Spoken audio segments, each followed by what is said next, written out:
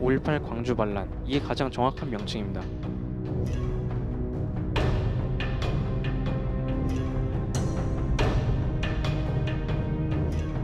온라인상은 아직도 여전하다. 가장 강하고도 적극적으로 대처해야 되겠다 이렇게 마음을 먹고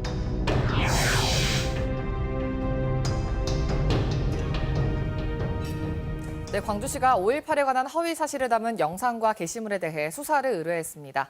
지난 1월 이른바 5.18 역사 왜곡 처벌법 시행 후 첫 처벌 사례가 나올지 관심인데요. 사건과 법 이종환 변호사와 오늘 이 이야기 자세히 나눠보겠습니다. 어서 오십시오. 네, 먼저 이번에 광주시가 수사 의뢰한 영상과 게시물은 어떤 내용이 담겨 있나요? 네, 해당 영상과 게시물은 5.18을 부인하거나 비방하는 것을 그 내용으로 하고 있습니다. 폭력적인 방법이 동원되었기 때문에 폭동이 맞다라든지 네. 아니면 당시 대한민국은 이미 민주화가 이루어졌기 때문에 민주화 운동이라는 개념이 성립할 수 없다라는 주장을 하기도 하고요. 네. 전두환 측이 미국에 전달한 내용을 미 정부 보고서로 둔갑시켜서 폭도들이 헬리콥터를 사격한 것이 맞다라는 주장을 펼치기도 합니다. 그 외 5.18과 관련된 내용이나 사진 등을 올리면서 조롱하고 폄하하는 내용들이 대부분입니다. 네, 올해 1월부터 5.18 역사 왜곡 처벌법이 시행 중인데 이번 고발 조치로 첫 처벌 사례가 될지도 관심이거든요. 제 생각에는 첫 번째 사례가 나올 수 있어 보입니다. 총 14건의 사례가 고발되었는데요. 네. 일부 사례는 5.18에 대한 허위 사실을 유포한 것으로 보입니다. 미 정부 보고서가 아닌데 이를 근거로 폭동이 맞다라고 하는 것은 허위 사실 유포에 해당하는 거죠. 네. 하지만 5.18 및 그 희생자를 조롱하는 취지의 글은 처벌되지 않을 수도 있습니다. 법은 허위 사실 유포만을 처벌 대상으로 하고 있기 때문인데요. 욕을 하거나 기분이 나쁘다 이런 표현을 하는 것은 기분 나쁜 표현이지 허위 사실에는 해당하지가 않습니다. 네. 따라서 일부 사례는 처벌되지 않는 경우도 있을 것으로 보입니다. 그렇다면 여기서 5.18 역사 왜곡 처벌법이 어떤 법인지 한번 짚고 넘어가시죠. 네, 원래 법 명칭은 5.18 민주화 운동 등에 관한 특별법입니다. 네. 지난해 12월 이 법이 개정안이 통과되었고요. 그 내용은 5.18과 관련된 허위 사실을 유포할 경우에는 5년 이하의 징역 또는 5천만 원 이하의 벌금에 처하는 것을 그 내용으로 하고 있습니다. 그래서 편의상 5.18 역사 왜곡 처벌법이라고 부르고 있습니다. 법 시행 이후에도 하지만 여전히 이제 왜곡이 잇따르고 있잖아요. 얼마 전에 대학 교수의 발언도 문제가 됐었는데 잠깐 보고 오시죠. 북한군이 쳐들어와서 저지른 범죄 행위다라고 하는 그런 주장이 있습니다. 이 주장은 상당한 과학적인 근거와 역사적인 증언과 증언을 가지고 있습니다.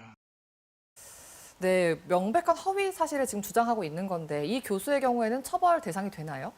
조금 어려울 것으로 보입니다. 법에서는 5.18과 관련된 허위 사실을 유포한다 하더라도 네. 처벌이 되지 않는 예외 조항을 두고 있습니다. 예술, 학문이나 연구, 학설이나 시사, 사건이나 역사의 진행 과정에 관한 보도를 위한 경우에는 처벌하지 아니한다라고 명시하고 있습니다.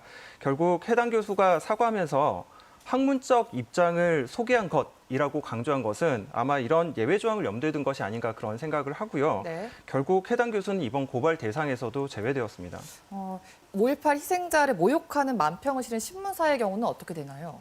네, 최근 한 신문사 만평에서 정부의 부동산 정책을 비판했습니다. 네. 그런데 5.18 공수부대원들이 시민을 굿하는 사진, 이걸 그대로 모사해서 논란을 일으킨 바 있습니다.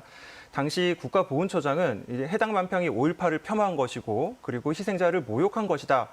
이런 이야기를 해서 처벌 대상이 될지 관심이 모아졌는데요. 네. 결국은 해당되지 않는다라는 결론을 내렸습니다. 그 이유가 앞서 언급한 대로 해당 만평은 모욕적인 표현에는 해당할 수는 있는데 허위 사실 유포에는 해당되기 어려운 측면이 있고요. 또 신문 만평이다 보니까 예술 아니면은 시사보도 측면에서 예외 조항에 해당될 여지도 있었던 겁니다. 이야기를 나누다 보니까 처벌 범위나 대상이 굉장히 제한적이라는 생각이 드는데 앞으로 5.18 역사 왜곡 처벌법이 자리 잡기 위해서 보완해야 할 점은 어떤 점들이 있을까요? 네, 최초 5.18 역사 왜곡 처벌법 개정안에는 허위 사실 유포는 물론이고요. 부인, 비방, 왜곡, 날조 행위도 처벌 대상으로 삼고 있었습니다. 하지만 국회 소위 심사 과정에서 삭제되어서 현재는 허위 사실 유포만 그 대상으로 이제 남게 되었는데요. 네. 이제 바로 표현의 자유를 침해할 수도 있다 이런 우려 때문이었습니다. 이렇게 처벌받지 않은 영역이 확실한 상황에서는 교묘한 방법으로 앞으로도 5.18을 부인하거나 비방하는 사례는 나올 수 있다라고 생각을 합니다. 하지만 5.18 역사 왜곡 처벌법은 이제 첫 발자국을 뗀 거나 마찬가지고요. 앞으로 시민의식이 얼마나 성숙하느냐 이거에 따라서 법이 강화될지 완화될지 결정되지 않을까 그렇게 생각합니다. 네, 앞으로의 상황 계속 지켜봐야 할 것 같습니다. 오늘 이야기 여기까지 듣겠습니다. 고맙습니다.